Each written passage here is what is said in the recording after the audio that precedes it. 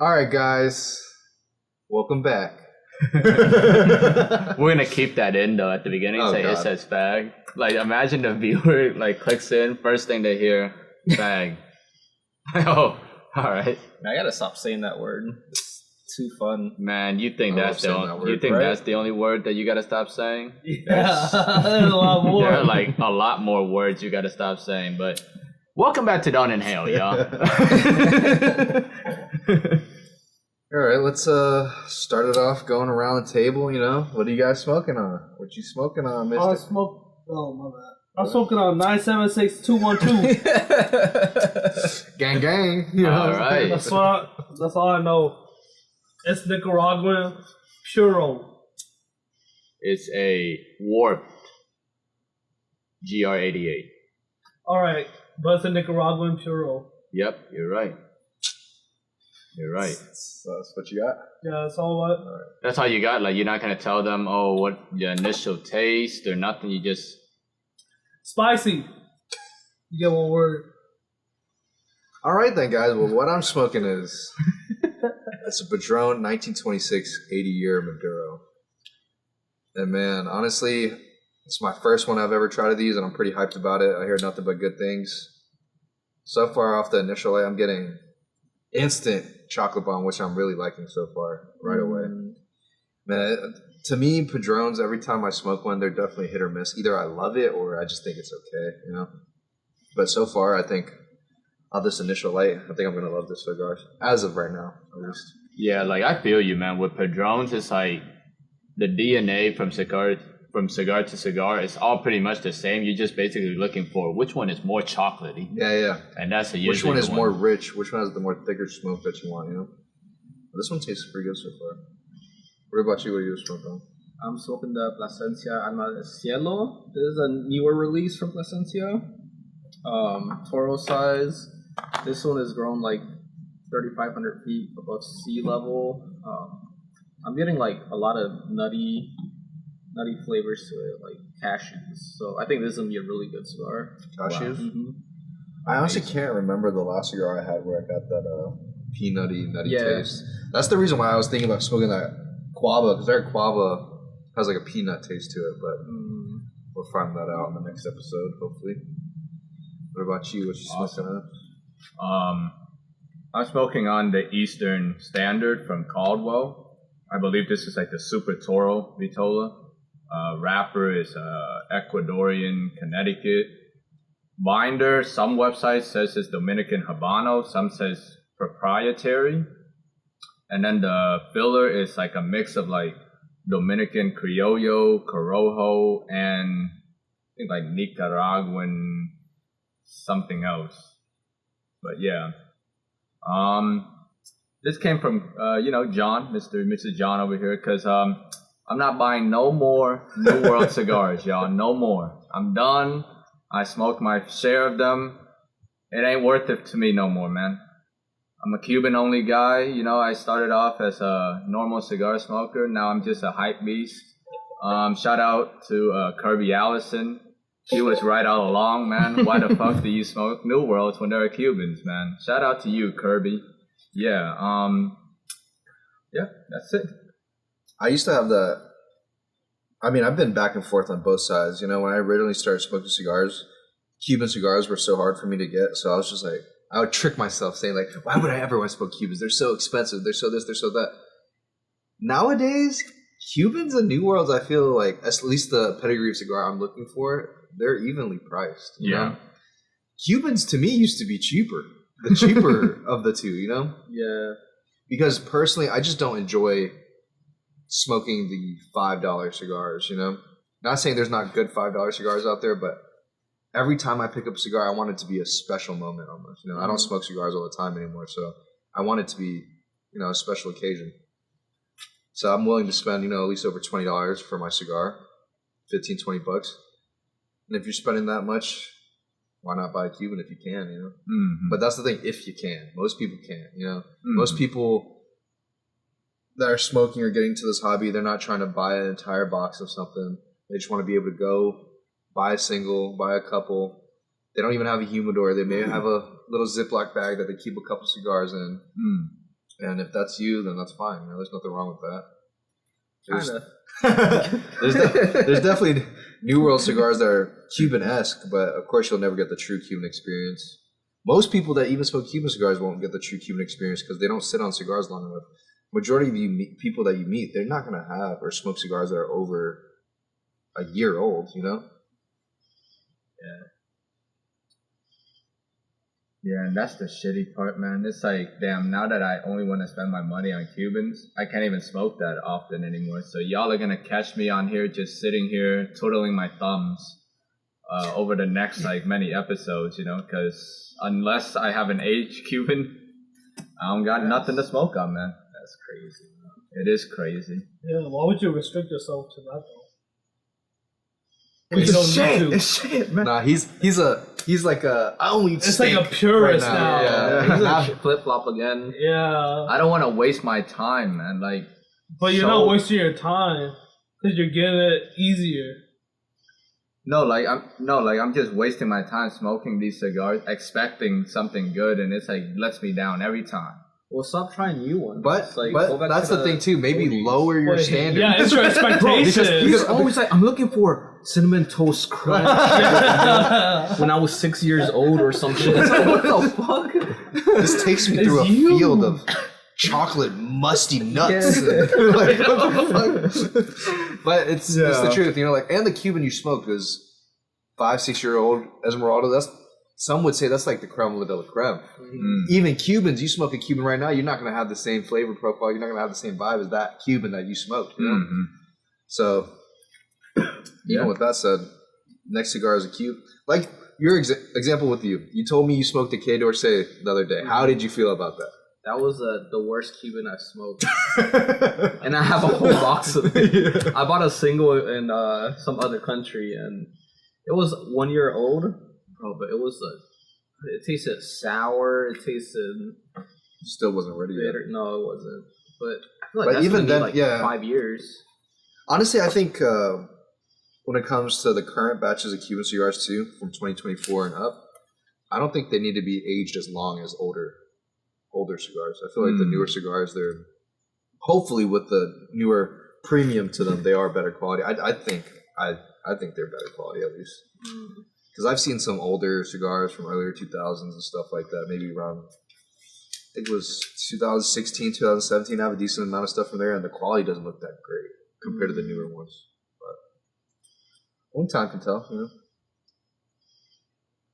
Yeah, that's what a lot of the smokers on like the subreddit are saying. You know, they're like, "Oh, these newer cigars are like smoking better young and stuff like that." But I don't know, man. Like, we smoke like 1 year old, 2 year old cigars that we got, like the Monte Cristo Petite No. 2. The best one that we smoked so far was the Sancho Panza. Young. That one had 1 year of age, but it was like, wow. Yeah, if you have a chance to smoke that one, like He has an old one. he has Like a pretty old Sancho Panza, like Somewhere. yeah. Oh, the Bellicoso ones that you guys have? Yeah. Yeah, I have a box of that. Yeah, like You have a box of it? Yeah, of like What year? 2020, 2019 or something. yeah, like those are gonna be when you tried one out of the box. Oh, that. it's I've never dope. smoked one yet. Yeah. Oh, No, but I man. don't have a whole box. I probably have I bought a partial box. I did a box split with one of my friends back in the day. Okay. It's probably I probably have 7 or 8 of them. Okay. That's pretty good for Still already not like bad. 5-6 years old, and you have 7 or 8. You get to try them now. 7, 8, 9, 10, 11 years old.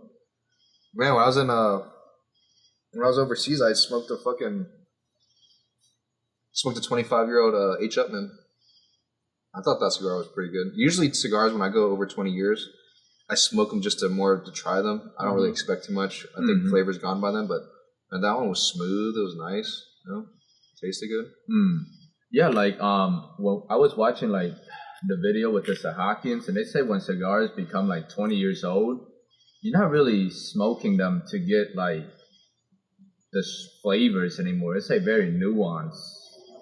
So like You really have to pay when you smoke something that old. You really have to pay attention. You know, you sit there, you smoke it, and you don't do fucking anything else. You're sitting there trying to pick the flavors. You know, because at that point, it's like It's like wearing a pair of retro Jordans or something. You know they're gonna fall apart. You know they're not the best condition, but it's just the fact that you're doing it. The fact that you have it, the fact that you're smoking it. Mm-hmm. It's like, dude, this thing is as old as I am. Like, So what H. Upman was it that you smoked? Like, do they even make that Vitola anymore, or is it like one of those like discontinued? I can't remember, but I'm pretty sure they probably do make the Vitola still. I don't remember what the name of the Vitola was off the top of my head. I had pictures of it, but I'm sure if I look at my notes, I'll remember. But I can't remember exactly off the top of my head. I think it was man, I cannot remember. I think it was one of the ones that came in a tin, but I can't remember. I can't remember off the top of my head. I'll have to look at the picture. I'll let you guys know. Man, talking about H. Upman, we were looking on Mon Roberts, and like we saw this like 1950 H. Upman for sale, and the bands used to look horrendous. Like the lettering, all that shit's yeah. ugly as fuck. It looks horrible. And then the tobacco and the shit, it fuses with the bands, and the band's all splotchy and ugly looking and shit. Like, even the way they cut it, it's like a 2-year-old. It looks like a hand cut. Yeah, it is. It was hand cut. Yeah. Man. From the 50s, right? Yeah, 1950. And back then, it was crazy because I think that was even before the Cuban government, right, got into cigars. Mm-hmm. So there was a lot of other brands, Mm-hmm. So you see lighter cigar brands like Saint DuPont or Dunhill. Like, they're just accessory brands now. But back in the day, during that time, bro, Dunhill was making cigars from Cuba. Yeah, so like some of the rarest Cuban cigars you can get are brands that aren't even around anymore, such as Dunhill. Yeah, Dunhill. Davidoff, Cubans, And then that other brand that used to make for Dunhill as well. It's like Dunhill, and then there was Don Candido. Oh, yeah. Yeah, that one was also made for Dunhill. That was... Yeah. So... I want to get a Dunhill lighter. They're not too expensive. Like, between ST DuPont, Dunhill, and LE Blue, like, are they, like, priced relatively the same, or is No, like Saint ST DuPont's DuPont is just the highest. Mm. LE Blue, you get a good lighter and cutter for maybe $500-600 total for both, together. I'm just throwing numbers, but it's like around there, But man, there's fucking Saint DuPont. I'm sure there's LE Blue and there's all that shit that are really expensive too. But man, there's Saint DuPonts that are like $100,000+ for a fucking Saint DuPont. Wait, if Saint DuPont is that popular, why did they discontinue it? No, they still have it. Oh, they still have it? Yeah. But cigar wise, they don't really make cigars. Well, technically they do make cigars because every time there's a Havanas event, they have Saint DuPont humidors. So this is a Saint DuPont exclusive Trinidad and a bullshit like that. But they don't really make, like, as an in-house brand themselves, make cigars. Like back in the day, Dunhill themselves had their own crop and made their own cigars and shit. Man, this Eastern Standard is very good. Cuban-esque. Yeah, it has that Cuban twang, man. Let the people know. Let the people know. Have you tried a Cohibas yet? Yeah, I've smoked a couple Cohibas. I've smoked one Cohiba I smoked was actually one of my Epiphany cigars. That's what I call it. Like what T said when he smoked that cigar, it changed his whole man. Man's a fucking Cuba cuck now. Yeah. He's a CC man. He's a Cuban cuck. That's crazy. But I smoked a Cohiba Esplendido. Oh shit, that's like one of the legendary. And bro, that shit was amazing. Like that's when it changed me. That, and I smoked there's two cigars that I remember vividly. The Esplendido, and I also smoked a Bolivar Petit Corona, a small one, but it was from like 2017 or 2015. I smoked that. I was like, dude, holy shit! I see why people like Cuban cigars. And that's when my life got fucked up. But but yeah, those two cigars were like major turning point cigars for me. Man, now Cohiba is so fucking expensive. I don't really reach for them like that. But yeah, it's like, are they even worth it? Because bro, you're paying over $100 for a cigar, bro. You could get 4 Monte Cristo number 2s, maybe 5. Like the Monte Cristo number 2 is such a legendary cigar. I'm looking forward to smoking one day. I still haven't smoked one either. But people say because they make so many of those, because it's such a legendary cigar, They can get like fucked the up too, quality, yeah. That's why so Cuba has a couple global brands. Monte Cristo is considered their global brand, meaning like that's their most made cigar, one of their most made brands. So yeah, Monte Cristo number 2, all them shits. They make so many of them. You know? Man, do you have like what's your like top 3 bucket list cigars right now that you would just like, if a genie appeared and it's like, I'm gonna give you One for sure, Cuban Davidoff, a double Corona Cuban Davidoff, before 1980s, because I think it was 1989. That's when the originator of Davidoff tried to burn his entire Cuban stock, but one prior to the 80s. That's a dream cigar. Another cigar would be a cigar from JFK era. So like, it doesn't have to be H. Upman, but something from the era that they don't make anymore. But then what else? A genie? Maybe one of the whatever fucking Churchill was smoking, bro. You know, something like that. Yeah. Like, I want to smoke something that he was smoking. Because they technically didn't have Churchills then, right? Because he is Churchill. Because he's alive, you know? Yeah, did they have Churchills? I think they were. I don't know what his favorite cigar is. The REJ, right? Romeo y Julieta. His favorite drink with a cigar was Johnny Walker. Was it really? Yeah. Wow. So whenever we smoke that Sir Winston, we gotta all drink a Johnny Walker. Yeah. Like old fashioned or like straight. Well, I'll drink old fashioned. They can make you like a Cosmo with the. So his favorite. Hey, how come? How come like it's for me? I gotta get a Cosmo. Like, what are you trying to say? Because man, it's like. Go ahead, just say it. You already jumped off the porch at the beginning of the episode and stuff. No, it's not gonna be in the episode. No, I'm gonna. I'm gonna make sure it's in there. Yeah. No, because you like the sugary drinks.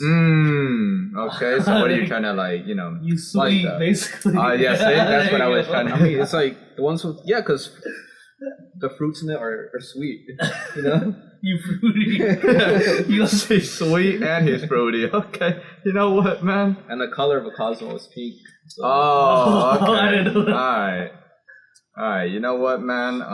Let us know in the comments what you guys like to drink or what you guys like to enjoy. Down below. Good transition. Man, but August 28th is when his 1 year sobriety is done. So he's gonna drink one drink and smoke the Sir Winnie. So that's when we gotta leave the country, bro. That's when we're gonna smoke the Sir Winnie. We should leave the country. Where are we going? Somewhere where it's not too hot, so you can enjoy Sir Winnie. That's a big ass cigar. If we're sitting there somewhere smoking it, bro. I love Thailand. We can't go to Thailand, bro. I'm gonna die. Like Dominican Republic. Oh, that would be no. great. We're gonna get bothered. Just at the beach. Yeah, like nice beach. But we're gonna get bothered. No. By who? No. No. It's like those nicer beaches where it's like more exclusive in Dominican Republic. They'll still be there. We're gonna be sitting there smoking. Hola. And then you just see like one by one each of us start disappearing from the video. Yo, where's John? What's that noise? But no, I've never been to the Dominican Republic. I definitely do want to go. Yeah. They have the whole Fuente tour and all that stuff. That's cool. They give you a pack of cigars to smoke as you're going through their factory. So that'd be a good experience. Yeah, like Manny from the Cigar Lounge, Tobacco World, he was saying if he wanted any like rare Fuentes, he would just go to the DR and just get them. They have sharks, opuses, everything there. All right. Yeah, so you gotta go, man. Yeah, the DR, man. DR. I'm at that point in collecting cigars though, where I'm like, dude, I do not need any more fucking cigars. Like, yeah, you don't. Yeah. I need to get rid of them. I mean, don't worry. Don't worry, man. I'll just buy your cigars slowly, Like, I'm only selling New Worlds. He's like, Well, you know what? It is what it is, man. Like, you know, yeah, I have a lot of at least shit. at least I'm buying them pretty aged, you know, not like No, I remember going I to used like a to cigar store. I used to go through the phases where I just liked collecting cigars, but now I like enjoying cigars with people that enjoy cigars as well. You know, like I mean, you guys probably see like I'll hand you guys a cigar every now and then, like, look, try this one or try that one. You know, I want you guys to experience what I experienced. Oh, let me know the feedback. You know, I think that's fun. You know, the sense of community with cigars instead of just me sitting in my fucking house with like 1,000+ cigars. Yes. just sitting in front and throwing like, yes. There's a lot of dead leaves around me. Yeah, sometimes I sit there and I'm like, dude, I spend so much money on dead leaves. Yeah, you got my leg. It's alright, I'm getting But you know, it's like an investment because yeah. those dead leaves. Hey, same with wine, right? It's fucking dirty grapes. Yeah. Fermented dirty grapes. Yeah. Man. But I do enjoy cigars, man. And I do enjoy what cigars have brought me, you know. I feel like I wouldn't have gotten that close to you guys if it wasn't because of cigars, you know. So that definitely helped, you know. I think without cigars, we would have still like eventually. I would have never met him. Yeah, we would. How? We're gonna see him on TV one day. Like, holy shit! Yeah, getting knocked out. Come on, man. But then I wake up right away and I knock him out. Oh my god! You ever seen that one where it's like Marab got choked out and he just keeps running his legs like this? No. He's getting choked and he's like asleep and he just keeps moving his legs so the ref doesn't stop him.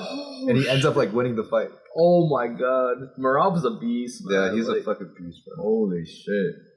That's why I gotta be running, man. I need cardio like that guy. That dude's a monster. You saw it, like that workout he does in the river? He like jumps in and Bro, and he swims. Bro, those shits are hard as fuck. Bro, that That's river was where going fast as yeah, shit too. that's where he gets like all that fucking Yeah, Cardio. it's the mind too, definitely. right? Like, because swimming against the river, that's simulating a fight. Because in a fight, you're constantly going against like another force. That's, ooh, and you can't let up.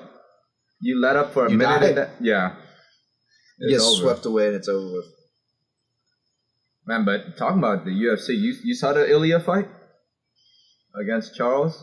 Whew, man, that was such a sad fucking fight. Like, I love Ilya, but at the same time, I love Charles. Because he's such a good fighter, and I've grew up watching him. You know, he's been in the UFC forever. But, man, Ilya's unstoppable. He puts on for the short kings, man. The dude's only 5. The dude's 5. I'm talking to you at home watching this. You short king right there? Know your worth. Know your worth. But, bro, Ilya's fucking 5'7", knocking dudes out, 6 foot plus dudes out like it's nothing, man. Like they say he's 5'5", like that's a lie. his actual, No, no, it's like NBA shit, bro. NBA they lie about their heights too, bro. Dudes be like, I'm 6'8", like you're like 6'5". Yeah, it's like you know, Shit. yeah, people lie about their height. I'm 6 foot. But okay, what do you think about now that you saw that fight? If he was to fight Makachev, I think he would give Makhachev a hard run for his money. yeah, Because Makhachev, his striking is pretty good. It's getting better, but his striking, his boxing is nowhere near as Ilya's. But man, Makhachev is fucking big. Like even at 155, he was walking around like 190 pounds, bro. yeah. When he fought against Charles, like he looked way bigger than Bro, he's Charles. jacked. Like there's not an ounce of fat on him. Yeah. You know? So Ilya, if he wants that fight, he's gotta have a proper camp and put some weight on. You know, you can't fight someone like Islam. You know? Think, oh, you're gonna do the same thing as you did Charles. You knew exactly what he was gonna do to Charles because Charles always walks forward. You know, Yeah, and he said that during Joe Rogan's interview. He said that's all I need. I just need him to walk forward, and which he will do, and I'm gonna knock him out in the first round. He did everything he said. Knocked him out in the first round. Watched him walk forward. Check hooked him. Knocked him out. Man. This man celebrates the day before his fight. yeah, I saw that. What a monster, man. People want to hate you because of that, but then when you back everything up, you can't hate him, you know? Shit, man. What's the next fight? Well, now apparently they're trying to make Gaethje versus Paddy, and whoever wins that will fight Ilya. I think Armand is going to be a very tough fight for Ilya if they fight. Well, Dana White hates Armand, so I don't think he's getting that nod anytime soon. Armand also doesn't give a shit because he's rich as hell anyway. So Yeah, he is. His dad's like some kind of construction developer or some shit like that. They make a lot of money, bro. They make a lot of money. There's this one video of Armand on Instagram eating over $10,000 worth of fucking caviar. And people are in the comments like, yo, that's a prelim check right there. Jeez. Which is true, bro. Like, Oh, did you see any fighters in your trip to Thailand? yeah, I see a lot of fighters. Like Usually when I go to Phuket, you'll see a lot of fighters. Like, Azeev is always there because he's a coach at Tiger Muay Thai. he's the guy with the fucked up eye. No, Oh, Azeev is The like ponytail. kind of ponytail, right? It's like a shorter. He fought. He fought Gaethje and he Okay, lost. that was a good fight. there was He's one of my favorite fighters, man. I feel like he could do way better. He just No, has to on be smarter, on like- paper, he's a way better fighter than Gaethje. yeah. But you can't put on Gaethje's. You get that dog in him, you know, like Yeah. which is true, bro. Like he was just taking every hit that physique was giving him. He really wanted to put a show or Yeah, something, yeah. right? But And I think he broke his hand or something during that fight. Or something like that. But yeah, there's a lot of UFC fighters there, you know. Especially if you go to Phuket, there's always gonna be some people there. There's always guys training. what's the other guy's name who just beat the black guy? Khalil Roundtree. Yeah, Khalil Roundtree. He's in Thailand a lot. Yeah, right? he has like a Thai wife too, I think. Like, but he trains also at Syndicate MMA, which is in America. Oh, it's in America. Yeah, but he trains in Thailand a lot too. I think that's what you should do. Ilya said the same thing with that. He doesn't really train MMA. Ilya says he only trains MMA when it gets closer to the fight, but on an everyday-to-day basis, he trains different sports or different things. Like he'll do boxing. Yeah, just he'll like, just do boxing for this month, or he'll just do, you know, or this session is just boxing, this session is just wrestling, you know? And then at the end of it, he tries to combine it all together, which I kind of think is a good thing because, let's be honest, if you're just learning MMA, bro, most MMA people, their striking is nothing compared to a boxer's, you know? So he's really trying to do the best of the best and then combine it, which I think I like that method more than, oh, let me just learn MMA. Because even from training on my standpoint, most guys that I meet, either they just train pure jiu-jitsu or they train pure MMA or they just train pure Muay Thai. It's rarely you see a guy that's in the jiu-jitsu class, in the Muay Thai class, also doing MMA, you know? Usually MMA guys will only do MMA, which I understand as well because, man, not everybody has all the time in the world to do that shit, you know? But I think that's a good training method. The way it is because like you're doing all these things, you're like overloading your brain with like all this fucking data and like not really like being specific. Not really honing down on your yeah. skill set, right? Yeah, I believe that too. All right, so what do you guys think of your cigars so far? Man, I hate Caldwell cigars, except for the Queen Sword. That cigar is the best Caldwell cigar, but this one is pretty good, man. Maybe it's been sitting for a while. Pretty sure Eastern Standard is discontinued too. Because Caldwell sold to like, what's it? General Cigars. Yeah, right? yeah, they sold. So I don't buy any more Caldwell. I used to only buy Caldwell when he or the guy, I don't remember his name, but Mike. yeah, What's his name? Michael Caldwell. I don't even know. But yeah, when he was the sole owner, I used to buy his stuff because I think it's cool, you know, supporting small brands and stuff like that. But once they sell, it usually goes downhill from there. You know? Yeah. But yeah, I don't think they make that cigar anymore. Eastern Standard. Yeah, this one, like, it tastes no leathery notes, no earthy notes. It's just like a lot of legumes, like peanuts mixed with almonds, and there's like a slight like brown sugar sweetness to it too. I think that Yeah, and the pretty Last good. Czar are discontinued. Did you smoke the last hour? Yeah, he smoked. Yeah, I he smoked smoked the two last different. That was ones. one of the first Caldwells. cigars. Yeah, first Caldwells I smoked. I smoked that one when we went to Burn to watch Max Holloway get knocked out. When we first got introduced to Ilya. That was crazy. I thought Ilya was just another dude, like Same, man. just another guy. But when I saw him knock out Max Holloway, I was like, oh. What really put shit. him on the map for me was his Ryan Hall fight. So Ryan Hall was like a pure jiu-jitsu guy. He was diving in for leg locks, diving in for heel hooks. Ilya saw all that shit coming, sprawled on everything, fucking knocked his ass out. He retired him. He did he fight after Yeah, that? I don't think he's fought after that. I was excited for Ryan Hall too. I was like him. He's a good. yeah. He's cool. He's entertaining, but it shows you, bro. This is not the '90s. You can't just be a pure jiu-jitsu artist thinking you're gonna heal. Which he was. He was getting away with it for a very long time. Yeah. But You know who's sad too? Who's that other jiu-jitsu specialist from the Gracie? Kron? Kron, yeah. dude, Kron growing up used to be one of my favorite fighters. Then he took like a 4-year break, came back, got knocked the fuck out, and I was like, He's like it's like all he does is jiu-jitsu. So he looks like, I don't know, he looks slow when he fights and shit, you know? I can understand that because jiu-jitsu is a very slow game compared to MMA. You know, there's certain movement, especially if you're a traditional jiu-jitsu guy, you're training gi a lot, and gi is very slow compared to no gi. Yeah. So if all your training is jiu-jitsu, right? There's so many holes in jiu-jitsu. When it comes to MMA, guys will play half guard or play bottom and think they're safe. You think you're safe because the guy can't punch you in the fucking face in jiu-jitsu. In MMA, bro, you play that half guard, he's gonna hammer fist your fucking head into the ground, you know? Yeah. So there's definitely a give and take. Like, I'm not saying don't train jiu-jitsu. It's one of the best bases for MMA. But MMA is mixed martial arts, you know? You have to take the good out of everything and try to take the bad out of it. Yep. Like another example of one-dimensional fighter, Ben Askren. Which prayers, hopes and prayers to Ben Askren and his family, because Yeah, Staph is nothing to play with. I've had Staph 5 times in my life, or maybe 6. Yeah. And a couple times, I thought I was going to be in the ER. One time I was in the ER because it was in my bloodstream. Like, you see the scar right here. I have the scar because I had a staph infection through my bloodstream. So when they put the IV in me, it became an open wound. As when it became an open wound, the staph started eating around the IV.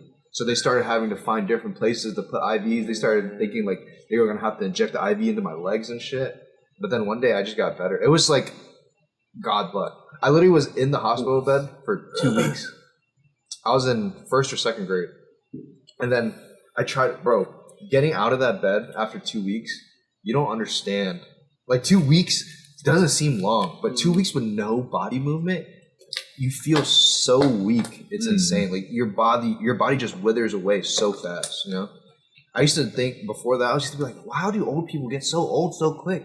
But dude, me, after just 2 weeks of laying in bed, I could barely fucking move. I couldn't imagine someone doing that for years, you know? Yeah.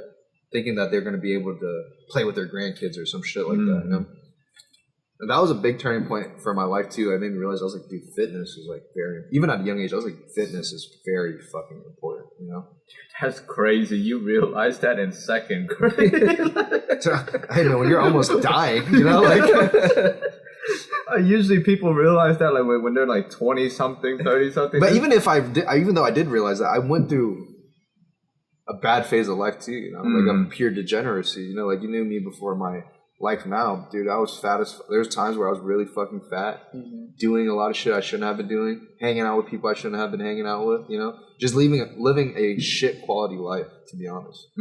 So even if you do know the right answer at a young age, a lot of times, just because you know something doesn't mean you're gonna fulfill it with the actions that you should, you know. But you know, on that same note that you say, like, you know, I know, like, you know, you say shit quality life, but don't you think, like, even the worst, I don't know how to phrase this, but it's like that shit quality life teaches you better lessons than... Yeah, for sure. But this is the thing.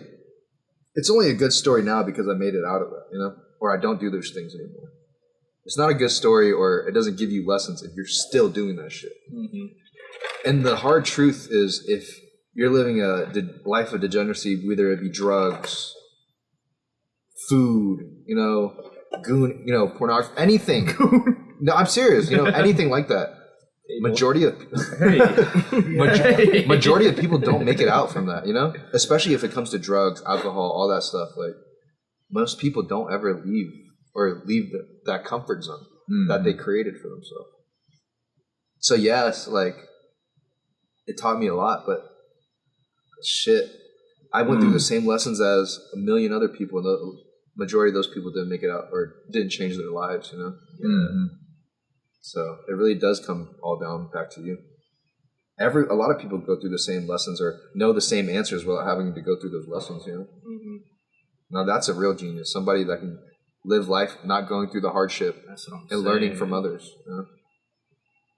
I was a dumbass. I had to make all the mistakes myself, to realize this is not it. This is not for me. I should not be around these people all the time. But you live and you learn. And like we said, at least I had a good story, I got to go to the other side.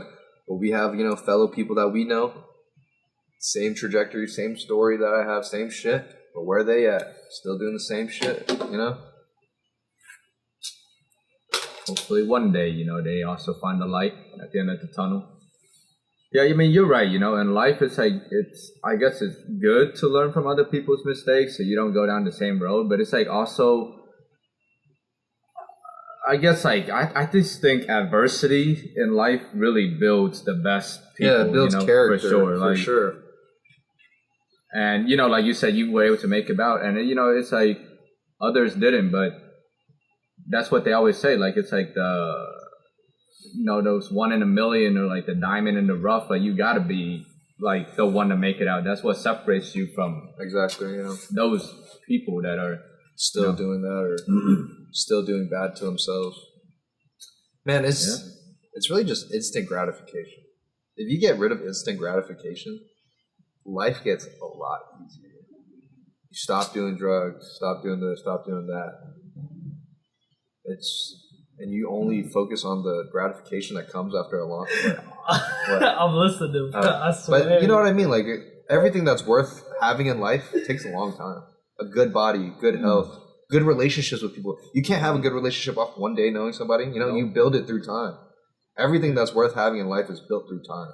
Everything that comes fast goes as fast as it does. But even with that being said, I'm still a degenerate. I was about to say something crazy, and I was like, let me stop myself. That's crazy. Long story short, I still am a gooner. Yeah, I was going to say that. I was like, nah, let me chill out. Oh, man. That's crazy. We started with my cigar, and we went into this deep, topic. My cigar. Yeah, how's the Alma del Cielo, man? It has, some of that, Plasencia spice to it. It's, a little more subdued, but it's a different Plasencia. It's, more buttery. It has, more of a sweetness. It's not as, full bodied as the other Plasencias. Even, the 149. Coseca. And then the 151. 151. This one's, I think it's even lighter than those. No, that was... It's more smooth. The lightest Plasencia I've ever had. Yeah, tried. Yeah. Literally, when you said that butter, or when you said the butter, I said the same thing. Instantly, it's like a creamy butter. It's an enjoyable smoke. Yeah, it is. It has a slight saltiness that's enjoyable too. But honestly, I feel like that's a cigar where that should be your first cigar, or the first cigar you have that day, because you smoke something like this Padron, then you smoke that. Oh hell! You're not going to be able to appreciate the flavors. You're not going to be able to appreciate the nuances in that cigar. So that's what I would say. If you decide to smoke more than one cigar a day, that Plasencia has to be the first one. Yeah. For you to really appreciate it. But yeah, now I'm never smoking one again, so gotta enjoy this one. You don't think you'll ever smoke it again? Probably not gonna buy another Plasencia? $30 for this, honestly. That is very expensive. See? Yeah. Hey. It's pretty good. It is good. The cigar he's smoking is $10, And I feel like I get very similar nuances. It's definitely not identical. That definitely tastes better quality. Yeah. But you still get a creamy, good smoke with that cigar. It's butter. Butter. Spicy butter. All right. Like a seafood boil. Yeah. A little Cajun twang on it. A little Cajun twang on the butter. So that's what you're getting at that GR88. Mm-hmm. All right. What about that 80 years? And this is really good. I get a lot of chocolate, dark. At first, off the initial, I got a smooth chocolate, but now it's turned into a bitter, dark chocolate, which I still enjoy, but I'm getting a lot more spice out of it. Usually I don't like spice, but with this chocolate, the spice tastes good, you know? Mm-hmm. And man, construction on the cigar, usually with these different figurado shaped cigars, I always get terrible burns, but I never had to fix the cigar up. It's burning great. It's a great cigar. I'll definitely smoke it again, but like you said, man, that price point for these New World cigars is How much pretty is that? hefty. Around the same price, like $30. I think this is Nah, I got A little that- more. well, when I got it from La Casa, they gave me a discount and it came out to like 36, 37. with the discount. But But I say the $40. discount. So yeah, you're gonna pay around 40 42, bucks for this yeah. cigar. Is it a $40 cigar? Yeah, but at the same time, I'd like to pay. We paid. I'd say 30. This is a $30 cigar. Like I would happily pay $30 for the cigar. $40, I would be thinking, I'd be like, I might get this instead, you know. But 30, if this was 25, 30, I'd buy it all day long. We smoked that Trinidad Esmeralda. What, 45, 50 bucks? Yeah, it's like For a 55 bucks. 5-year-old. So, Cuban, and that's a yeah. big fucking cigar too. That's not a small cigar either. Mhm. Yep. Yeah, so yeah, because I smoked that the first night we were in New York. Same cigar. Yeah, the chocolatey was definitely there, but it was just like that retro hell. If you can retro hell, oh my god! I'm not a big retro hail guy. blast. I don't like smoke going through my sinuses, you know? At least me personally. I understand, like, a lot of people are going to say, dude, how do you enjoy cigars if you don't retro hail? You don't get the full flavor, you don't get the full this. Suck my Chinese. I'm just kidding, I'm not even Chinese. But I'm just not a big retro hail fan. Every time I do it afterwards, my fucking nose is stuffy and shit.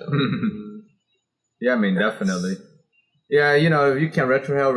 If you can't, just don't. Like, there was a video I saw where, like, the, you know, Habanos SAR marketing director, the Cuban lady, Ana Lopez, she said if you can't retro hell, you take a draw, then you cover this part and you blow it out, and I'm just like, that is the most stupid thing I've ever heard. Like, So just do this. yeah, just do that. It just burns your fucking nose. It's secondhand smoke. Yeah. Like, It's not that deep. Like, if I saw someone in a cigar lounge doing that, fucking inhaling, cuffing his face like this, I'd be like, there's some acousticness going on. You could say.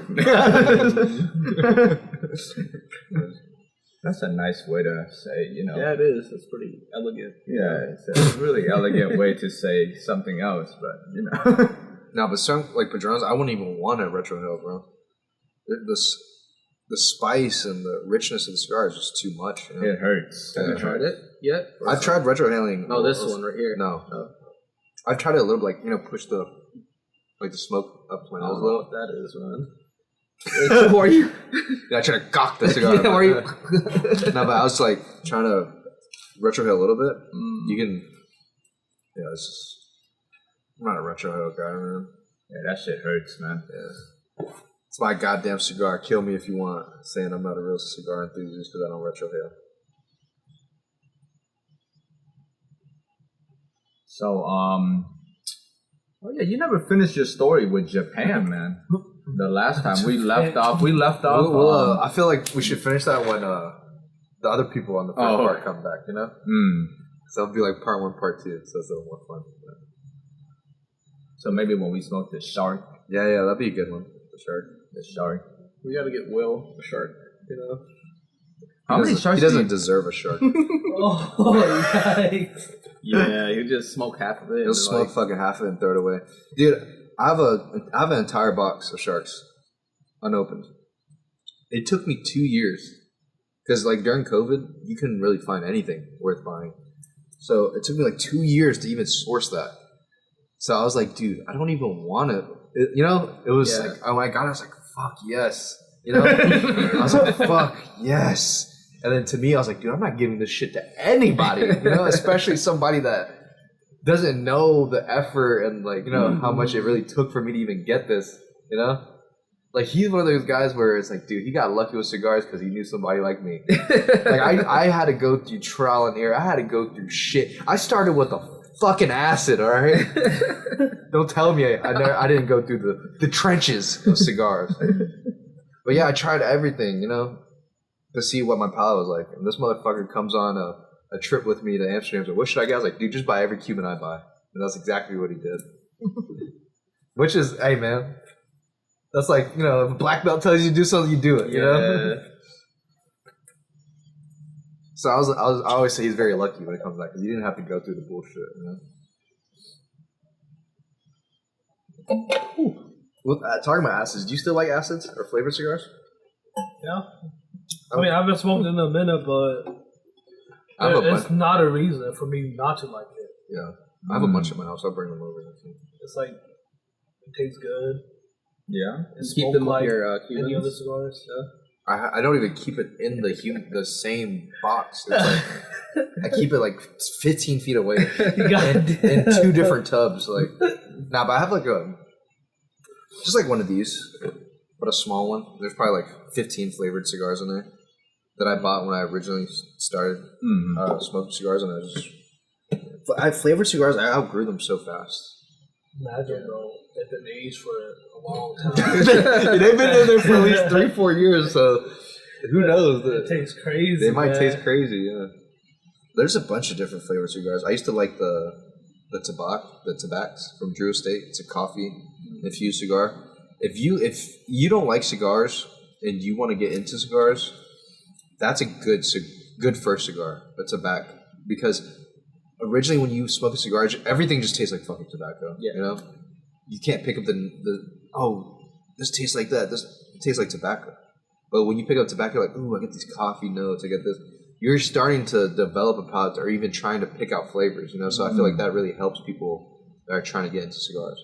And then eventually, when you smoke a real good quality cigar, you're like, oh shit, I get nuts, I get butter, like you said. I get this, I get that.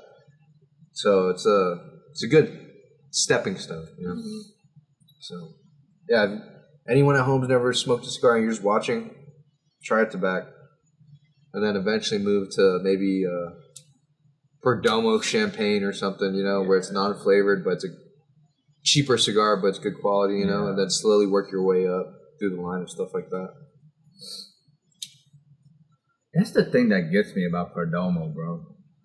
He makes such a good Connecticut than every other cigar. He just fucks off. Like, just doesn't give a shit anymore. Like, what the fuck? Well, I'm pretty sure all Perdomos are rolled in Florida, right? Are they rolled in Florida? I don't know. Are they? Or are they rolled in Dominican? Sure. I thought they were Nicaraguan. I just know their headquarters, or the guy that owns it. Yeah, is in Florida. Nick, yeah. I think the headquarters is in Florida. Perdomo was one of the first cigars where I felt like I got scammed. Because, you buy them, they'll say 30-year, the 20-year. In my head, I'm like, dude, this is... Like, if you don't know nothing about cigars, you read that label like, dude, I'm smoking a 20-year-old cigar. This shit's 20 years old. It's fucking not. It's not. Bro, I never had that experience. Really? Yeah, I was like 20 years. It's like 20 years like anniversary or some shit. I was like, dude, I'm in my head, my dumbass was like, dude, this shit's 20 years old. Like, hey, but it just goes back to what you were saying earlier. You have to go through the trials and tribulations. Yeah, you went through it. Just being like, when you being a dumbass. Yeah, like playing those online games with your friends, where like one guy's like a veteran and he had to go through all the shit, and then you join. He's like, here, take this, take this, take this. Yeah, that's what it is. And then you play the game on easy mode, and your friend had to do some unimaginable things. Yeah, literally, bro. When I first started collecting Cuban cigars, I was going to this country, that country, here, trying to find shit, Because even during that time, certain websites like Bond Roberts, I think shit was so taxed because during COVID there was no like production of cigars, so people were asking 2-3 times what it was really worth. And I was like, dude, this is not fucking worth it, And I didn't know what was good or not, I never tried one, so I was like, I'm not gonna buy a box of something that I haven't even tried anything from the line before. I could hate all of this shit, you know? Mm-hmm. So I went to different countries, Amsterdam, or what was it? The Netherlands, yeah. The Netherlands as a whole is a good country to go to. You know, you can pick up a bunch of different singles for a relatively pretty good price. Mm-hmm. Then you can find some singles. Yeah, that too. You could, but you know where we should go? And where's it? Andorra. Where's that trip? It's like in between Spain and France, like the southern Yeah, I'd be area. down for that. Like Andorra, yeah. they say Cuban cigars are super cheap. But the reason why not a lot of people go is because there ain't shit to do. Well, there's no Like, body of water. The only thing, right? really, the only thing you can do there is winter sports. But it's like, Why don't we go to Spain then? Spain is also a good country. That would be pretty cool. Or go check out France for like a little bit. France and Spain. Yeah. Like do a week trip, you know, there, back and forth or something. Yeah, honestly, like with France, I want to go to those like obscure cities in France, not Paris. I heard Paris is like A trash heap now, right? yeah. Same with Spain. I want to go to like Mallorca or like those like cities like outside of like on the edge of the sea and shit. You know, they say those are beautiful. Like, Man, the only places I went in Spain outside of Madrid and Barcelona were like Montserrat, Toledo, and then I think Sevilla, something like that. Like yeah, because those are like pretty easy to go by train. You just get on the train or a bus, and it'll just take you there a couple hours of the way. Man, I've never been to any, or besides Mexico, but I don't even count that because it's so close to America, you know? But I've never been to any Spanish or Portuguese country, you know? or Portugal. Portugal's cheaper, you said, than Spain, right? bro, Portugal is a beautiful, beautiful country. I heard Peru's very nice too. Peru? Yeah. That's where my favorite Cuban marca is from. The Peruvian. The what? The Peruvian. What is that? The only Peruvian on like a Cuban cigar. Your favorite cigar? The Bolivar. Oh, Bolivar? Yeah, he's Peruvian. I think, right? Yeah, He's Peruvian. Yeah, I didn't know. I think he's Peruvian. He's either Peruvian, Chilean, something like that. Or but- Bolivian. He's a Spanish man. Oh yeah, or Bolivar. Or that. Yeah, if you're watching this thinking you're getting correct information on cigars, go to a different page because this is Degeneracy 101. You understand me? Oh, we were both wrong. We were all wrong. Where is he from? Caracas, Venezuela. He's from Venezuela? Yeah. I knew that. Born 1783. Man, my bad, y'all. My bad. But he was from Venezuela, then he went to Cuba to make cigars, or was he just a politician? No, he was he was a general, right? That's okay. That makes sense. There's those cigar, the Libertador, and all that stuff. Venezuelan statesman and military officer who led what are currently the countries of Colombia, Venezuela, Ecuador, Peru, Panama, Bolivia to independence from the Spanish Empire. Damn, that's more than one. No wonder they fucking love him. That and no wonder he has the Bolivars are like the strongest cigars. Yeah. Bolivar. Profile. Yeah, Bolivar is such a funny like brand to me because the picture of Simone is like, wow, it looks nice. Then you look at the band and he looks all like retarded. It's just the picture is so small, it's like, and they haven't updated it in so long. So they're like, that's the guy. It's just smoke it, you know. But even with that being said, like you think those are shit, man. If you see fake cigars, they're fucking terrible. Like fake Bolivars, they're disgusting.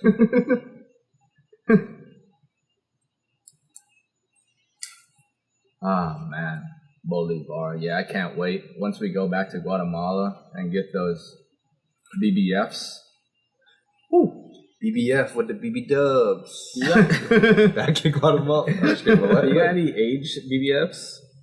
Yeah, I have one in this box from not this one. There's one in this box. I think it's 5 years old, 6 years old. Shit.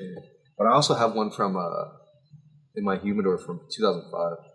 I have one that's 20 years old. Golly. But the one I have in here is pretty cracked, but it's all good. You gotta smoke that soon, bro. Yeah, I'm probably gonna smoke it next pod. I put some cigar glue on it, but Oh yeah, it's yeah. and then some on the foot, but I mean it's all good. It's not too messed up. You'll be surprised. I bet you this will smoke better than perfectly looking Cubans. Because when we smoked the Esmeraldas, they had cracks all around the cigar, but they had the good smoke production the whole time. So That's the thing with Cuban cigars. The wrapper can be very thin sometimes, so you have to be very careful. Like if you look at this Padron, man, this wrapper is thick as shit. Mm-hmm. Get the fucking picture of this man. I like how on the box itself, he looks like all like, regal and all that stuff. Then you look at the picture under the cigar itself, it's like, what? But look. This Nah, right? come on, man. Look at this. Nah, come on, man. Like, one looks more regal than the other. Yeah, you definitely use a different font. I could say that at least. What was I gonna say? Yeah, this and the Diplomatico number 2, some of the best cigars I've ever smoked. Yeah, man, I'm saving one Cuban for all of y'all's weddings. Like you said, your favorite is the Diplo number 2 and the BBF. One of them, yeah. So I have both of them, and they're pretty aged because I found them in the country that we went to. I'm not gonna, give away the sauce, but yeah, like they had Diplos that were 4 years old, and then the BBF at that store was 2 or 3. Dude, I don't know when I'm getting married, but well, if you're not gonna get married by the time I'm like 60 years old, I guess I'm gonna have to smoke that cigar. Oh, by then I probably would have been married 4 times. Hopefully. Okay, so that means I get to save both of them. One for your first wedding, one for your second. No, but wedding. I have like 4 boxes of cigars where I have for like a wedding or something one day. Okay. I have a box of unopened Boulevard Liberators. Bro, them shits are fucking huge. So that's like a definitely sit down smoke. And then I have a box of some Monte Cristo Limitados, I think from 2018, 2019, something like that. Like I have a whole box of that. Okay. Those 2. And then I was gonna save the short to punch, but we're smoking those. Fuck that. We're gonna smoke those just so we can try that and the double, so we can try them together. I think those ones I have 2 years now, so whenever we decide to smoke them, they'd probably be okay. Shit. Okay. But yeah, I'm saving those 2 for your wedding. I'm saving an Epicure Especial for Ed's You like wedding. the Epicure Especials? We haven't tried it. Well, we haven't tried it, but because he got one, and then I was like, fuck it. They're 4 years old. I have one box of Epicure number 1s, and it's from 2018 or 2019. It's literally like one of my favorite, that specific box, because I've smoked Epicure number 1s from other places, but for some reason, bro, this one specific box that I have is like the best Epicures that I've ever tried. And at the same time, I want to be like, yeah, I'll give you guys one, but at the same time, I'm like, fuck no. You know what factory, you remember the factory code? Because maybe that was rolled at like... No, that's a big thing too with Cuban cigars. People, when you get really deep into Cuban cigars, people start looking at the factory, the codes and shit, which it does play a big part. A cigar like Monte Cristo, pretty much every factory makes Monte Cristo, but certain factories do it better. There's certain more prestigious rollers at certain factories.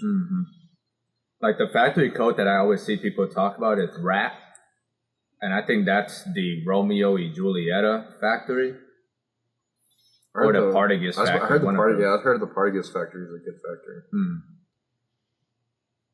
But even with that said, cigars are handmade items, not man-made items. There's always going to be flaws. There's always going to be a couple that you can't hit. It's just human error, Yep. And when you're making, I don't know, what, $7 a day? How much are they making? Yeah, that's what we were talking about. Especially like the women, like, they get periods and shit. Like that affects the cigar rolling too. Every detail that affects the person could affect the cigar. Like really, like people. I don't want to be here today. Like roll it up real quick. Or it's like, yeah. But most of the best rollers in the world are women, though. Yeah. Because they're more detailed. Yeah. They roll better. Maybe we should start looking at like specific dates and like looking at the what's it, the menstrual cycle and shit. You know? Like the only person that can roll Bahiques is a woman.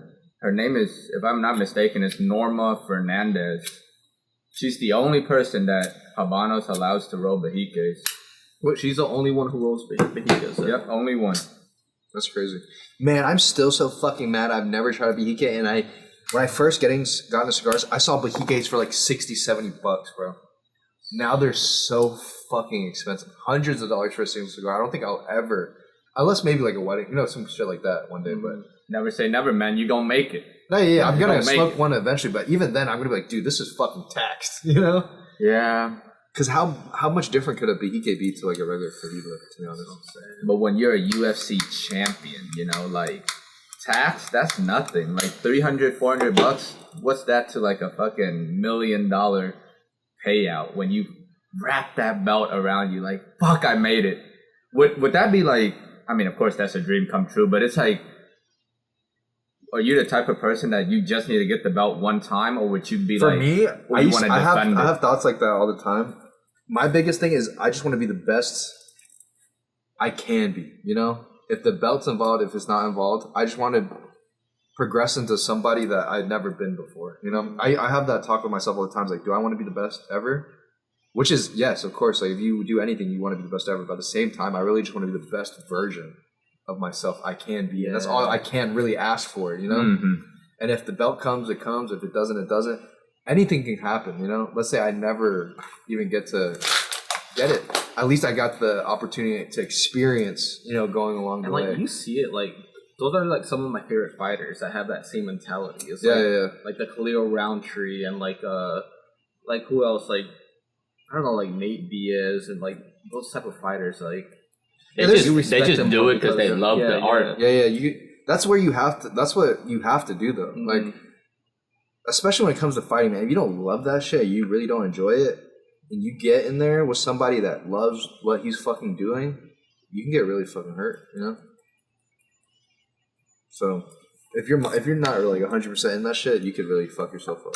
So, are you like really trying to like? Yeah. So, I'm really trying to just, like I said, like be the best I can. I'm planning to make a MMA debut next year, like beginning of next year. Oh, so man, by that time, we'll see where the road goes. That'd be sick. That would be sick. Dude, just you making it to the UFC is already a huge accomplishment. That's like 0.001%. That's like making it to the league, that's another thing too. I don't build myself up on things that haven't happened yet. Mm-hmm. I try not to do that. Because to me, everything I want to do, I want to make it a reality, I don't want to be dreaming constantly about, oh, this is going to happen. What if this happens? Or what if that? I don't give a fuck right now. Mm-hmm. All I need to know is, am I progressing every day? Am I getting better? Am I training? Am I putting the right things in my body? Am I surrounding myself with the right people? If the answers are yes, then I'm on the right track. Because if you think about only the result in anything, you'll never really get to the result. You have to think about the process. You have to think about what you have to do, that step. Mm-hmm. How many people want to be the best in the world at something but never make that initial step to even try for it, So you say you're waiting like a year, like why is that? Like, are you trying to like gain more skills? Or are you trying to, because majority of my skills is grappling, based.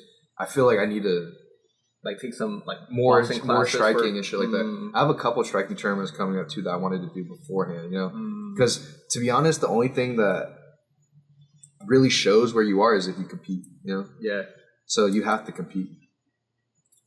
And of course, it's like I want to be more prepared if possible. But at the same time, you can never be as prepared as you want to be, And the biggest thing for me, honestly, was I just hated losing, the fact of losing. But losing as the older I got, I realized losing is just part of life, Honestly, if I lose, it wouldn't change really much about my life. I will still have the people around me that love and care for me. It's just another day. Mm-hmm. You lose, you work your way back up, you do it again. And let's say everything goes fucking wrong. I lose every fight. At least I fucking tried, Yeah. That's the biggest thing. Mm-hmm. And I was fortunate enough to have people around me, like, you guys, the other friends I have that support me, even if I'm a nobody, So that's like the biggest thing for me. Why I started competing more and trying more different things this year was I feel like I have a good support system, you know, or good people around me. You know? Like even if I lost or something like that, you guys wouldn't look at me differently, and that was a big thing. You know? This man was like, "Fuck, man, you can't come." He's like, "You ain't coming to my house if you lose, buddy." Oh. He's like, "You gotta wait outside." He's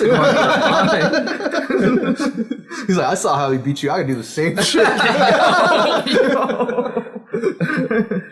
But like even something like that, for example, when I was younger, I could never laugh about something like that because I was so serious. Like, bro, I used to play football as a kid. I used to wrestle. Every time I lost, I used to cry because I used to think that it meant that I was less than what I really was. But it really doesn't mean that. You know, it just means that day I wasn't my best, and I can learn from it. And that's how I look at losses now. You know, every loss is just another day for you to get better. Really. Mm-hmm. And yeah, on that same note, like, it just reminds me of that message that I think it was Jim Carrey.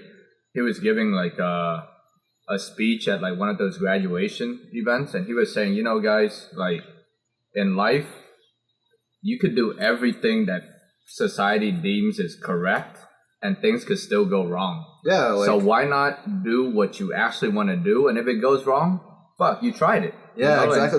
That's my mindset. You know. Yeah, like. I just don't want to live a life of regret when I get older, you know? Yeah. Because there's certain things in life that there are windows for. You cannot be an athlete for your entire life, you know? I just want to be able to say I gave it a shot, you know, even if I'm old or later when I get older and it didn't go the way I went, at least I could die comfortably knowing I tried, you know? And that's all you could really ask for from a man, you know? At least you tried, you know? But, well, even with that being said, we're going all the way, boys. We're going all the way. Man, that'd be so sick, dude. Yeah, I feel like even if once you make the fucking UFC, I think I'm just gonna fucking get a Bahique. Like, that's a celebration. Oh, yeah, that's a celebration in itself. You know? But we'll have to start with the 52. Yeah. The 56 is too expensive. Let's just start with the 52 first.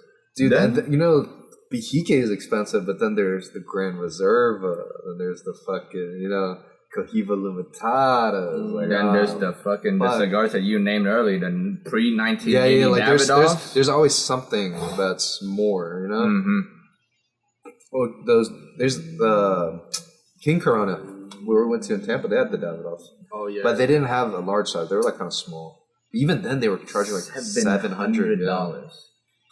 Yeah. But if you think about it, you're paying for the convenience and the fact that it's a Cuban cigar in America. You know, that's the biggest thing. Like, you're in America smoking a Cuban from before JFK. That shit's fucking old as shit. Yeah. You know? Like, and then let's see, if you become the interim champion, 54, the Bahique 54. And then when you become the champion, then we'll talk about the 56. oh, bro, if I'm champ, bro, I'm buying everybody a box of BK. What the fuck are you talking about? Bro, shit. but now they got Honestly, the 58s. Well, I didn't know that. But It even just at that came point, bro, it's crazy because the richer you get, you think you want to spend all this shit. Most of the time, this shit's just given to you for free. Yeah. Like, if you're somebody of high stature, UFC champ, anything like that, and someone knows you like something, they're like, I like cigars. You like cigars? Maybe if I give it to him, he'll hang out. Like, that is, man, hanging around, bro, you know, like, I make music too, hanging around rappers, hanging around athletes. I see that shit all the fucking time. People would just come up to you, giving you shit, helping you out with shit, because at the end of the day, everyone benefits, you know? Like, if you have people, when I was a kid, I used to think, why are they giving all these guys free clothes? You know, they're already rich. But it's because it's marketing. Yeah. You're giving them free clothes. They're getting something for free, but then you're getting something out of it as well. You know, it's like a win-win situation. Yeah. So that's why rich people get more rich. Yeah. You know? Or rich people get access to all the free shit. Yeah. It's like the best fucking marketing. Like when you see athletes do the tunnel walks, you say, holy shit, what's he wearing? Yeah. And then there you go. Your brand just takes off. Yeah. Like, just like that. You look at the NBA guys, I bet you half of them don't even pay for their fucking outfits, you know? Yeah. All the Balenciaga, Bodega, all that shit, bro. It's free.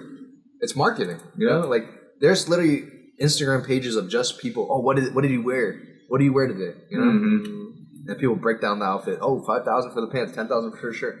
A lot of, they do pay for it, but at the same time, a lot of that shit is free. Mm-hmm. If you think about these brands, they make so much fucking money. A shirt is a shirt. Pants is pants. Yep. How much fucking money could it take for you to make those pants, you know? And then they're charging like $10,000, $15,000 for a pair of pants. Chrome Hearts, for example. You know? That shit's insanely expensive. For what reason? Because they're vintage Levi's? Yeah. Wow. With crosses on them. Like, like these cigars, you know, cost like probably 50 cents. Yeah, to make. Yeah. But it's like so funny too because like even like you gotta know who to give like your brands to because they're like Kawhi Leonard, one of the biggest NBA names. You see his tunnel outfits? The man walks in with like fucking flip flops. That's a real person though. You know, like that's someone. No, I'm serious. Like that's the kind of guy where you're like, okay, he can't be bought. You know? Yeah. So even though he's doing stuff like that, but when he actually does wear stuff, people pay even more attention because they're like, oh, he actually is enjoying this instead of just being bought. Mm-hmm. It's so funny. Some of the athletes, you see them have like millions and millions of dollars. They show up in like white t-shirt, basketball shorts, and some flip-flops, just ready to, hoop. That's honestly, it, the man. older I get, I feel like that's how I'm going to be too. Like, I mean, I like suits and stuff just because, my family, we do alterations and stuff. And I've been around suits and nice clothes my whole life. But when it comes to designer clothes, like if I have a shirt and it says Gucci across, I'm not paying $1,000 for a t-shirt. Yeah. Just because it has the name brand, You should wear suits for your walkouts. Like, yeah, those would be cool, yeah. Just a fitted suit and just fucking take off the tie. It's like, God damn, he took 10 minutes to enter the octagon. Yo, we gotta get the next fight rolling. Totally gotta hurry up. That'll be sick though, like some shades in the suit. It's like, dude, that would be sick, man. Like you would. Whew. But yeah, guys, like I said, one step at a time. Yep. One day at a time, one practice at a time. That's like anything. Definitely. And even, like I said, if nothing comes out of it, bro, I became such a better person from this. Bro, I lost 80 pounds from training MMA. I used to be a fat fucking piece of shit, lazy as fuck. Bro, literally one day, what changed my life was I had a little cousin. He took a picture of me. I looked at the picture. I was like, dude, I look disgusting. And then another day, it really changed. I was laying down. I was like, dude, I'm 22 years old and I can't fucking breathe. I could feel like my heart pacing, I had crazy migraines from probably all the sugar and processed shit I was eating, And then eventually I was like, I have to change or I'm gonna die a nobody, Yeah. And sometimes people are like, oh, that's kind of extreme. Well, sometimes for some people you have to be extreme for you to change, Mm-hmm. A lot of people are so reactive instead of proactive. They wait until something bad happens, until their health has fully declined, until they lose somebody, until a crazy accident, for them to change their lives. Or you don't want to wait until it's too late or something like that happens for you to change, Yeah. I felt like I was on the verge of that. I felt like I was on the verge of a heart attack or a verge of, something bad happening just because I was fat as fucking shit, just because I was smoking all fucking day. Drinking lean, being a degenerate, like I said. But yeah, if anything, I could thank martial arts for that, because it already has changed my life, for the better. And that's why I realize that's a big part of me realizing why I take things every day by day. Because man, I still remember the first time when I was walking back into that gym, I felt like shit. Every day was so fucking hard. But then each day, eventually, as the months went by, it got easier. Honestly, it didn't get easier. I just got stronger, I just got better as a person. And that's why martial arts has changed my life, at the end of it. Definitely. Even at this point, Man, like, do you think it's important for training? I mean, of course it is, right? Like, it's obvious, but it's like, people say you should, after practice, when everyone leaves, you help the gym, like, clean up the mats. Yeah, like, and then you that's a big thing too that helped me a lot. Was I was fortunate enough to join a gym where I didn't feel like it was a gym. I felt like it was a family, It's not a hassle for me to stay back and help around or show somebody a move that I know or clean the gym, because it's like your home, If you really look at something in that light or in that view, you're going to clean your house, You're going to make sure the people in your home are okay. And that's how I felt. I felt like it was another home. So, yeah, I felt it was easy to come back. which is why I think the gym is so hard for people because. He just started looking at us. But I'm like, he's like giving a serious talk, and I see this guy just smiling. But to be honest, I feel like that's the reason why people stop going to the gym so fast because it's such a solo event. Mm-hmm. Most people, like even you go to the gym every fucking day or all the time. How often do you go and like talk to people or hang out? Really, you kind of just go and get your shit done, and that's how most people think. There's no community sense in just lifting weights a lot of times, unless you go to certain gyms, Like if you're a powerlifter, you go to a powerlifting gym, everybody's going to help you out and stuff like that. But if you go to a conventional gym, like everybody else, Planet Fitness, LA, whatever, you're not really building relationships, or the people there aren't really going to put you. There's not going to be a random guy coming to you. Keep going, you keep pushing, you keep doing what you do, But when you're training MMA, you need people, you need partners, you need relationships with people. And you eventually build better relationships with people because you only want to train with the people that aren't trying to hurt you. That you're both trying to progress. So then you build real lifelong relationships. Like I have friends from MMA that I've been friends with for over 6 years now. Yeah, it's like training with anything. It's like it's good to have like partners, especially in like martial arts, definitely, because you need to train with people who are not trying to freaking kill you in sparring, so for sure. But just in general training, I think a lot of people out there in general needs to get comfortable with the feeling of solo leveling, like because like I've been working out for years, and there'll be people that come with me, and then they drop out the journey, and I just got to keep going. Yeah. What I'm saying? Me and you both have been through that. We have hella friends that are, can I work out with you? Can I do this with you? Yeah. But I can't do everything for you. That's the thing. People expect if all of a sudden they work out with you or something like that, it's a secret sauce that I'm going to get jacked really fast. Mm-hmm. No. You have to put in as much effort as he is or as I am. And if you don't and you start slacking off, you start falling off, you ask again, like 5-6 months come down later, oh, can I work out with you? Probably not, because now I'm being serious. Like that's how I look at it. Because now you're wasting my time. I've already tried to put effort into helping you and fixing you, but at certain points, it's like you feel like you're trying to help that person more than they're trying to help themselves. And when it comes to fitness, you got to do it yourself. There's gonna be everyone has different lives. Everyone has different things. Like imagine if I only worked out with you, bro. I would only work out twice a week if I saw like shit like that. You have to be on your own journey, and then eventually, if we have stops or journeys that meet together, you do things together. Yeah. But you can't rely on people, especially if it comes to your health or stuff like that. I was one of them, dropped out. Yeah, but you do your own shit now too. You run, you. But like beyond the gym, you kept running, you kept rock climbing, you went to jiu-jitsu, stuff like that. I fell out because I broke my ankle, also. I was like, and I was yeah, that's a big thing too. Injuries, especially in combat sports, they're gonna happen, and I feel like that's what really separates people that are mentally strong or not, because you're gonna get hurt. Bro, I have 4 screws in my shoulder. I have no labrum in this shoulder.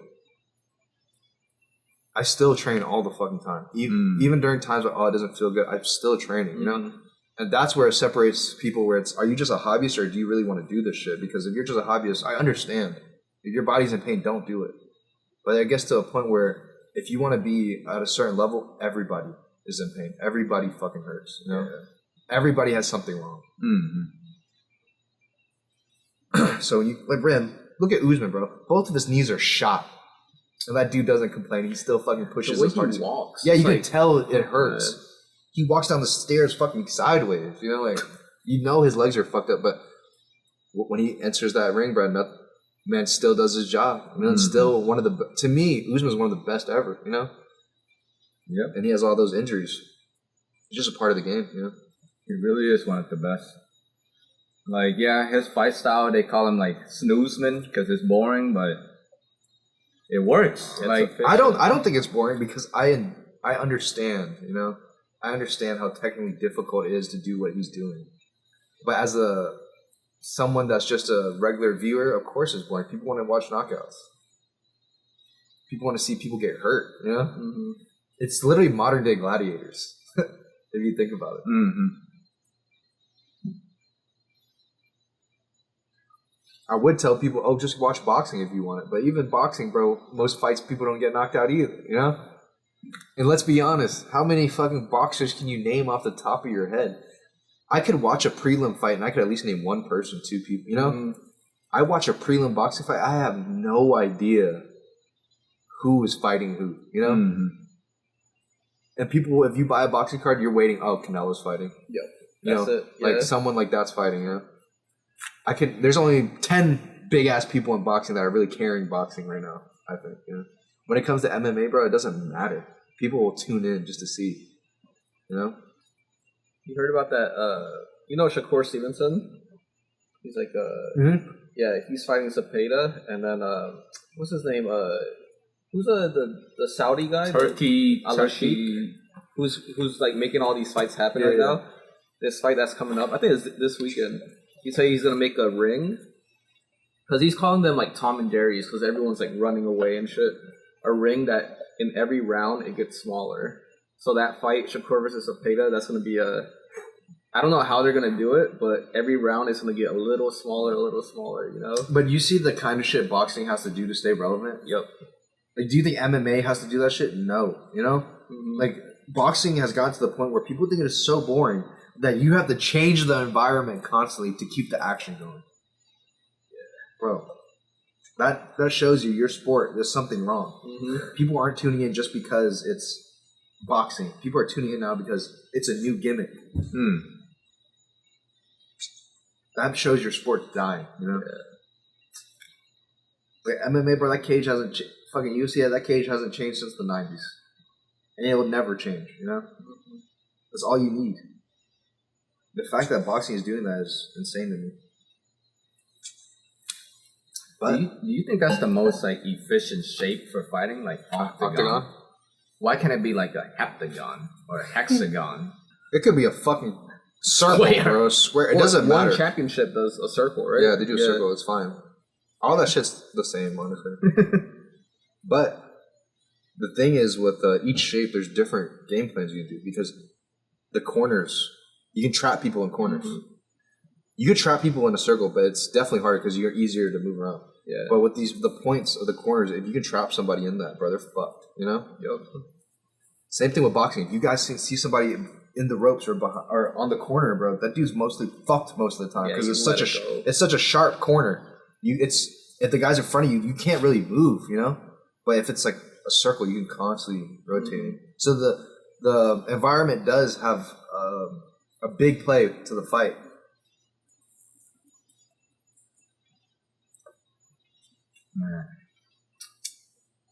But let's see, what other interesting sport? We're on sports event, but oh yeah, recently, man, I saw articles of my my GOAT, man.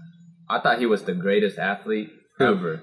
Alex Honnold, the guy who free solos. Oh yeah, yeah, I know. But then an article came out and said, oh, he uses like aids to like help him with the route, so now he's not the GOAT. What do you mean aids?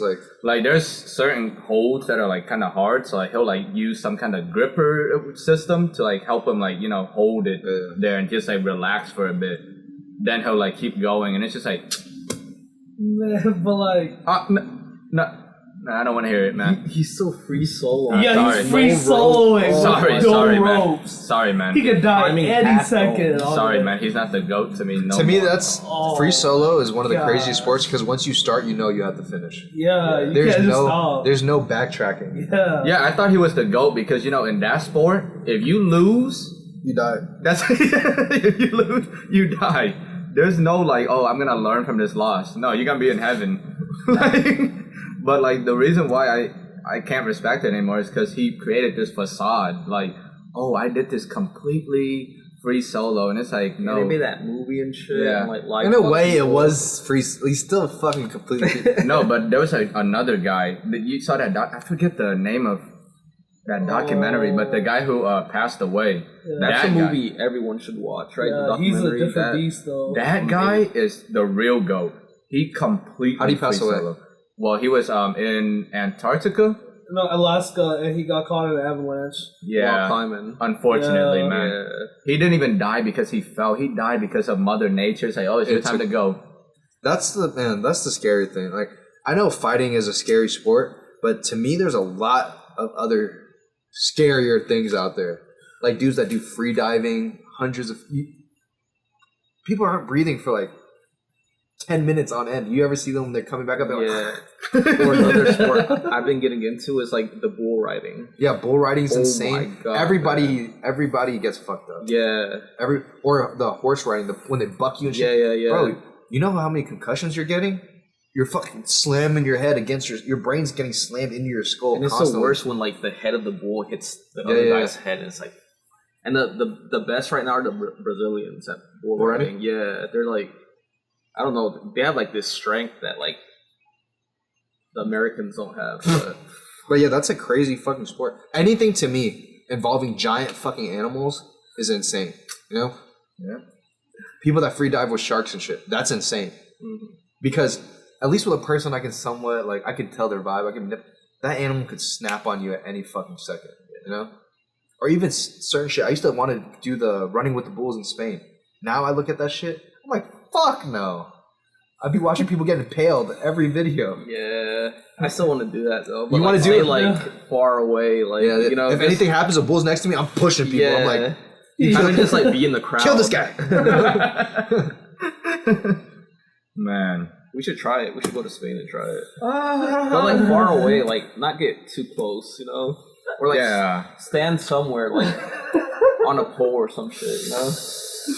Oh, I don't know about that one. You seen the one where people were like standing behind the fences, pushing the bull and shit, and then the bull's like, "All right, bitch," and fucking goes into the fence, fucks people up, Or jumps the fence. yeah, and jumps still the gets them, fence and right? still gets them. Shit. Well, I mean, I guess that's all the time we have, y'all. Yeah. And, you know, it's been another great session. All right, Thanks real for quick, tuning in. rate 1 out of 10. Yeah, so before we go, let's rate the cigars, y'all. I'll rate this Alma de Cielo like a 7 out of 10. It Not was bad. good, smooth Plasencia. I don't really like Plasencias, but this is a really good Plasencia. So go for Okay. this. Eastern Standard by Caldwell and the Super Toro. I would, but you see, it's kind of tough because it's like you've had this for a long time, so it's been sitting there aging, and it's like I want to say I would buy another one, but you can't. Like you said, they don't even make them anymore. So if I ever smoke this again, it would have to be from someone like John that has them already aged, and I feel like it'll be pretty good. Like this was a solid 7 out of 10, and I don't even like Caldwell's. It's good. So What about your cigar? 6 out of 10. It was decent, man. Yeah, it's decent. I would maybe buy one more. All right. But you see the difference, man. That's a $10 cigar. That was like an $18 cigar. $30 cigar. This one, I think it was a good 7.5, 8. Which, man, for the price point, I'm not expecting anything less. And if it's less than that, it's totally not worth it. It was a great cigar, but as the cigar, or as I smoked the cigar, the flavors kind of just stayed the same. And I thought it would keep changing like how the first and second third did, but last third was definitely the worst. Even with that being said, still great cigar. 5-pack worthy for me. I'll get more if I could, or if I probably will in the future. But yeah, good 7.5, 8 out of 10 nice. for the 80th. Awesome. All right. Well, yeah, there y'all have it. Thanks for tuning in again to Don't Inhale, and See you catch next y'all time. next time. Enjoy your cigars out there always, and don't inhale.